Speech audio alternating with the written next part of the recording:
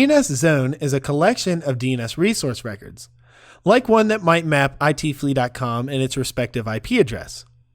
Now, there are two main types of DNS zones: forward and reverse lookup zones. Forward lookup zones are the most common and translate host names to IP addresses. A reverse lookup zone does the exact opposite in that it translates an IP address to a host name. Now, as I just said, a forward lookup zone converts a domain name to an IP address. You can ask a DNS server for the IP address of a host name, let's say ITFDC01, and the DNS server will respond with the IP address of that DNS host name. An example would be typing in the command in command prompt nslookup space ITFDC01. Now, this would be an example of a forward lookup. Again, a reverse lookup zone converts an IP address to a host name.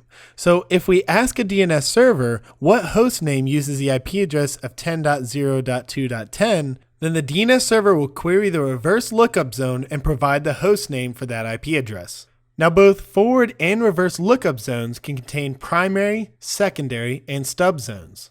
A primary zone is a DNS zone that this DNS server is the primary source of information. Now, by default, the data for this zone is located in a file under the Windows directory /system32/DNS. This file may also be stored in Active Directory if this DNS server is also a writable domain controller. Now, there's several benefits and reasons why you'd want to store a primary zone in Active Directory. Since the zone is stored in AD, the zone can be replicated using Active Directory's replication process and Active Directory's security features. It's also worth mentioning that a primary zone is the only zone type that can be directly edited or updated. Now, a secondary zone is a read-only replica of a primary DNS zone that is hosted on another remote DNS server. This obviously means that your DNS server must have network access to the remote DNS server in order to gather the information. The DNS zone is not stored in Active Directory because it is a mere read-only copy of a DNS zone.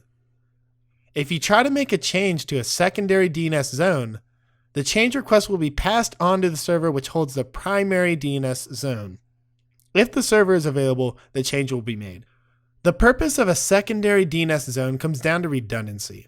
If the server hosting the primary copy is unavailable, this server will be available for use by clients in its place.